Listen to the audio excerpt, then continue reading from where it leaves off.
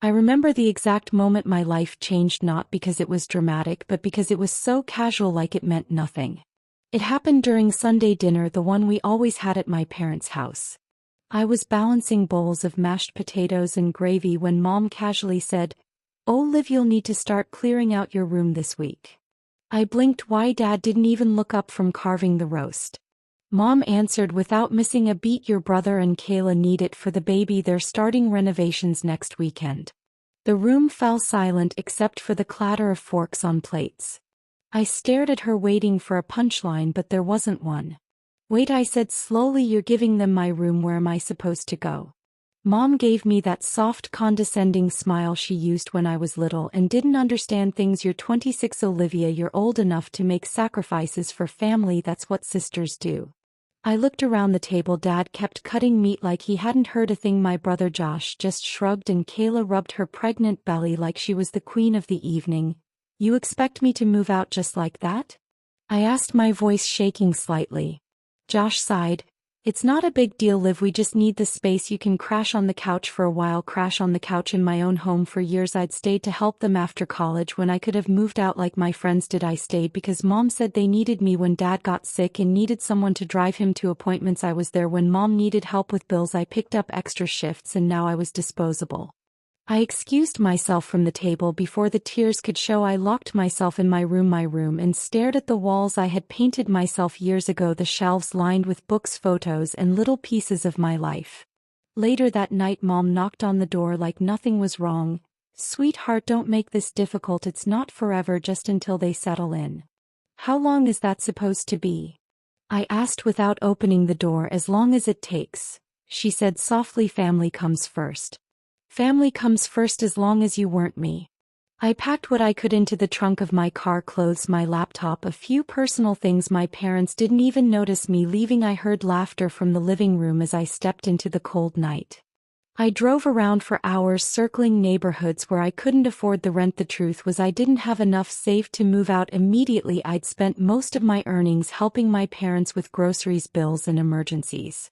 When exhaustion finally hit, I pulled into an empty parking lot and reclined my seat. The chill seeped through my coat as I realized I was about to spend my first night ever sleeping in my car while my family slept soundly, probably thinking they'd done nothing wrong. The next morning I returned just to grab the rest of my things. My old bedroom door was wide open. Josh and Kayla were already measuring the walls. Kayla beamed. "Oh good, you're here. Can you help us move some stuff out? We want to get started today." I stood frozen. Mom popped her head in behind me. "Liv, don't be selfish. This is for the baby. You'll understand one day when you have children." But I knew deep down I wouldn't understand, not ever. I didn't say a word. I turned around, walked out, and drove away. They didn't follow, and I didn't go back. Not for birthdays, not for holidays, not even when Dad's health worsened. My phone buzzed with calls. I ignored texts I left unread. The longer I stayed away, the more certain I became they had chosen Josh and Kayla. I was just the spare, until years later, when out of nowhere I woke up to 46 missed calls from my mother and a single text from Josh that chilled me to the bone. "Please, Liv, we need you." But after everything they did, the question wasn't why they were calling now, it was whether I would even answer. The first year after I left was the hardest. I slept in my car for almost 3 weeks, rotating between parking lots, gas stations, and the occasional generous friend's driveway. I didn't want to tell anyone how bad it was. Shame clung to me like a second skin. When I finally found a small room for rent above a bakery on the edge of town, it wasn't much. The walls were thin, the floor creaked, and the heat barely worked during winter, but it was mine.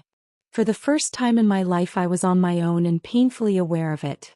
I got a second job at a local coffee shop to make ends meet. The pay wasn't great, but it covered enough to keep me off the streets. Nights were spent hunched over a tiny desk with my laptop, scouring online job boards, hoping for something better. Months passed and the calls from my family slowed, then stopped altogether. No one came looking for me, no one apologized. It was like I had simply been erased. But life somehow kept going. The second year I landed a position as an administrative assistant for a small marketing firm. It wasn't glamorous, but it was stable. I saved every extra cent, cooking cheap meals and skipping every luxury. I learned how to patch holes in my second-hand clothes and fix a leaky faucet without calling for help. The third year I was promoted. Then again the year after, slowly the cracks in my life began to fill. The tiny room above the bakery turned into a modest apartment. I got health insurance, a retirement account, all the things my parents told me I'd never manage without them. I didn't just survive, I grew. While Josh and Kayla were likely painting their perfect nursery and hosting baby showers, I was attending night classes, working toward a business certification. It was exhausting, but every passing day made me stronger, more independent. By the 5th year I was leading projects, managing people, and finally earning enough to feel like I wasn't just getting by, I was building something. My apartment was still small, but it felt warm, filled with second-hand furniture. I restored myself, framed photos of new friends, and the satisfaction of knowing every inch of it was mine. I didn't hear much from home. Occasionally a friend from town would mention running into my mother or seeing photos of Josh's growing family on social media. I never looked them up. I didn't want to know. I couldn't afford to care. But that didn't mean it didn't hurt. Every holiday season, every birthday, I thought maybe they'd reach out with something more than a half-hearted text or a stiff happy holidays message, but they never did. It became obvious they weren't just busy, I'd been replaced. And so I moved on. I built a quiet, simple life. I started volunteering at a local youth center, mentoring girls who reminded me too much of myself at that age, eager to please, always sacrificing, always putting themselves last. I poured into them the love and wisdom I had once craved from my own family. By year 7 I was proud of what I'd become. Then out of nowhere they found me. It was a rainy Thursday morning when I saw them. 46 missed calls stacked on my lock screen. Mom, Josh, Kayla, even Dad, who hadn't called me in years. Their texts were desperate. Please call us, we need you. It's about Dad, it's serious. Olivia, please come home. Home, as if that place could still be called that. I stared at my phone for a long time, heart pounding. The part of me that still longed for family, for belonging, wanted to answer immediately, but the other part, the part that had learned the hard way what their love really meant, hesitated. What could they possibly want from me after all this time? They hadn't needed me when they took my room, when they left me out in the cold when I was sleeping in a freezing car, but now they suddenly needed me. I turned my phone over face down on the kitchen table. For the first time in years I wasn't sure what to do. The Olivia they remembered might have come running, but I wasn't her anymore. I didn't answer them right away. In fact, I didn't answer at all. I spent the next 2 days going through the motions of my life, making coffee, attending meetings, walking through the park after work. But those 46 missed calls haunted me. Every time I glanced at my phone it felt like a small weight pressed deeper into my chest. Finally, on the 3rd night, curiosity won. I called Mom's number, fully expecting it to go to voicemail, but she picked up on the first ring. Olivia, is that you? She gasped like I was some long-lost child instead of the daughter she had practically thrown out. My stomach turned. What's going on? Her voice cracked. It's your father. He's sick, really sick. I stayed silent, unsure whether to feel concerned or just numb. He had a stroke 2 weeks ago, she continued. He's not recovering well. He's confused most of the time. Josh and Kayla have been handling everything. But her voice faltered. We need you. The words hung in the air like a bad smell. You need me? I asked, bitterness slipping out before I could stop it. There was a pause. Olivia, please don't be like this. We're family. We need to come together. The audacity. I thought about all those nights I'd spent shivering in the car, wondering why my so-called family hadn't needed me. Then still I forced myself to ask, why now? You made it very clear I wasn't part of the family anymore when you gave my room away like it was nothing. Mom's breath hitched. It was never about that. We were under pressure with the baby coming, and you're strong. We thought you'd land on your feet. We didn't know it was that hard for you. I clenched my jaw, that hard, like I hadn't been sleeping in parking lots. Before I could respond, Mom whispered, Josh and Kayla moved into their own place last year. The house is empty now. We could really use your help. So there, it was not just Dad's illness. Their house was too much for them now. They needed a caregiver, a replacement, a daughter again, but only because they were desperate, and they hadn't even asked if I was willing. It was just assumed, like always. I didn't give her an answer. I told her I'd think about it, then hung up. The next day Josh called. Unlike Mom, he didn't bother with pleasantries. Look, Liv, Dad needs help. We all do. Don't make this harder than it needs to be. I almost laughed. Harder than it needs to be, I said, keeping my voice steady. I never got an apology. Josh sighed. Liv, that was years ago. We were all under a lot of stress. You've had time to move on. But I hadn't moved on, not fully, because I had never been given the chance. They had moved on the moment I drove away, and now they expected me to do what I'd always done, quietly step and clean up the mess and put my own life on hold.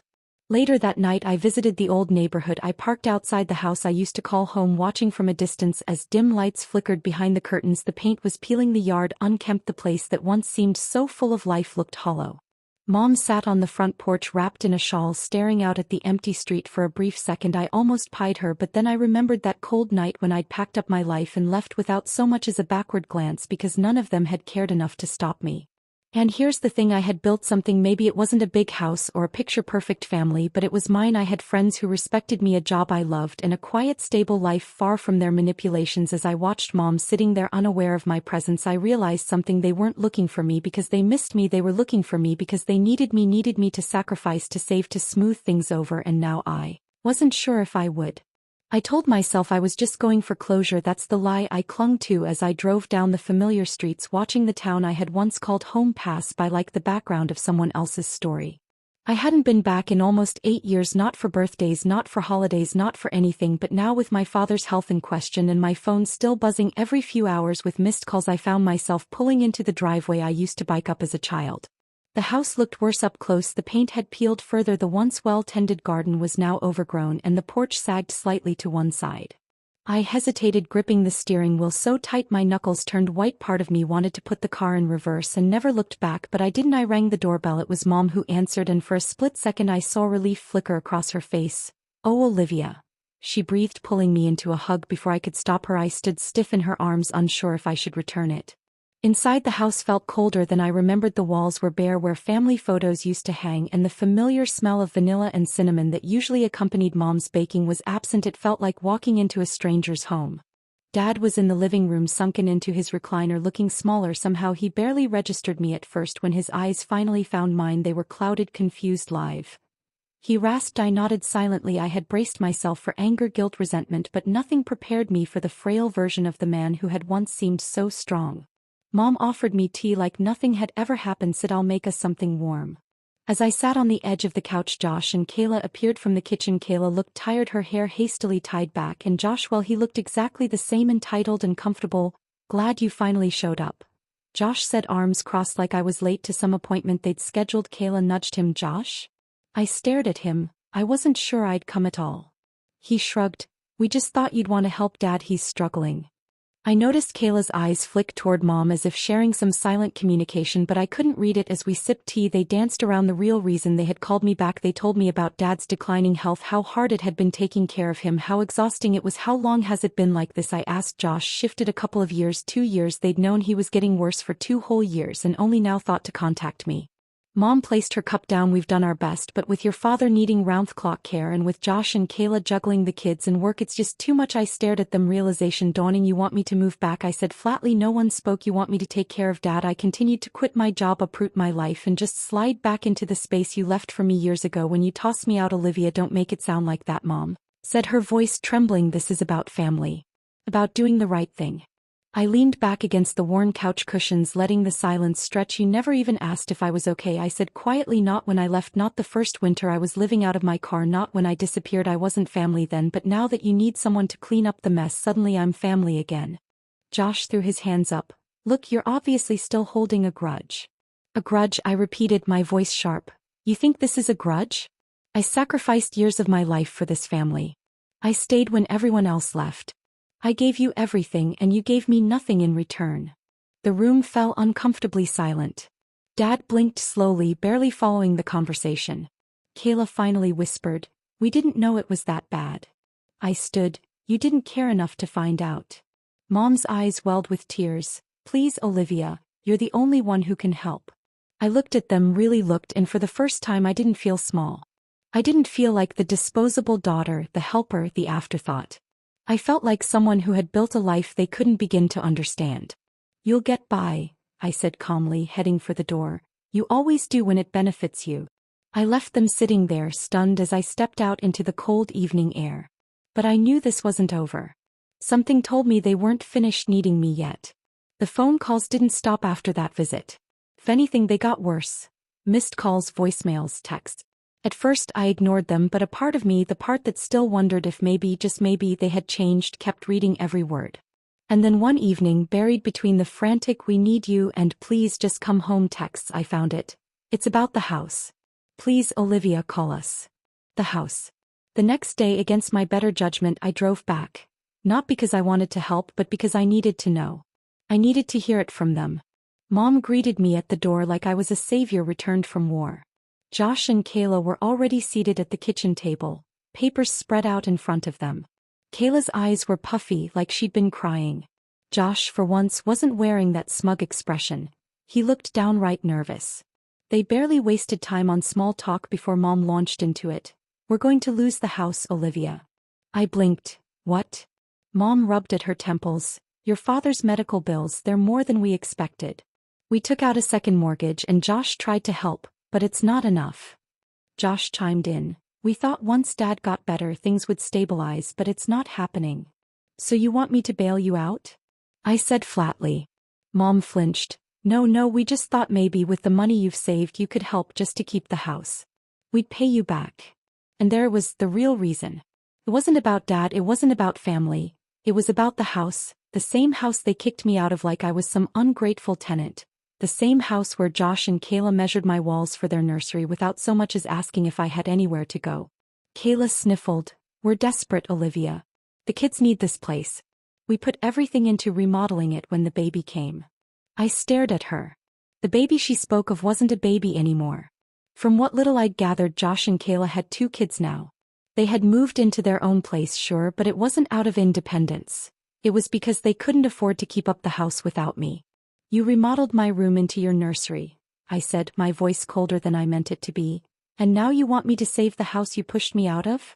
Josh gritted his teeth. It was years ago, don't be petty. Petty? I snapped. I slept in my car while you painted the walls for your baby. Mom's eyes filled with tears. I know we made mistakes, Liv, but please think of the kids. They deserve to grow up here like you did. I felt the sharp sting of betrayal rise up again, but this time it didn't overwhelm me. I was calm, detached. I glanced at Dad, slumped in his chair, oblivious to most of it. He wasn't the villain here. He had probably gone along with whatever Mom and Josh wanted, like always. You all had years to reach out, I said quietly, but you only did when you needed something. We thought you'd understand, Mom whispered. Understand what? I asked. That you only love me when I'm useful? That you only remember I exist when you need me to fix your mess? You didn't care when I was gone, you didn't care when I had nothing. Josh leaned forward, lowering his voice. Olivia, we could lose everything. This is about more than you. No, I said firmly, standing. It's always been about everyone but me. I expected them to argue, to beg, to manipulate me with guilt like they always did, but instead they just sat there, silent, defeated. I walked out, closing the door behind me. As I got into my car, I knew this was different. They weren't just asking for help. They were depending on me. They'd built their entire plan on the assumption that I'd still be the Olivia who always sacrificed, always put them first. But they had no idea who I'd become. This time I held the cards, and for once I wasn't sure I'd be playing them in their favor. The next few days were quiet, too quiet. No calls, no texts, nothing. It almost felt like they'd given up. For a moment I thought maybe they'd realize they couldn't guilt me anymore, but deep down I knew better. They were regrouping, finding another angle, they always did. And sure enough, on Sunday afternoon, I came home to find an envelope wedged under my apartment door. No return address, just my name in Mom's handwriting. Inside was a letter. No please, no apologies, just desperation disguised as sentiment. Your father's condition is worse. He doesn't have much time. Please, Olivia, this is bigger than old arguments. Please help us keep the house. The kids need it. We need it. There it was again, the house, always the house. Not, I'm sorry we abandoned you. Not, we miss you. Just, we need you. I sat with that letter for hours. I thought about the cold nights in my car, the silence on every birthday, the years I spent rebuilding my life brick by brick without them. I thought about the girls I mentored, the ones who had been cast aside by their own families and still held on to hope just like I used to. And then I made a decision. The next morning I drove back one last time. When Mom opened the door, relief washed over her face so quickly it almost made me laugh. Josh and Kayla were already seated at the kitchen table, eyes bloodshot and expectant. I'm here, I said, calm and steady, but I didn't come to save you. Mom blinked. What? I stepped fully into the house, closing the door behind me. I came to give you closure just like you gave me 8 years ago. Josh scowled. Olivia, don't be dramatic. You think this is dramatic?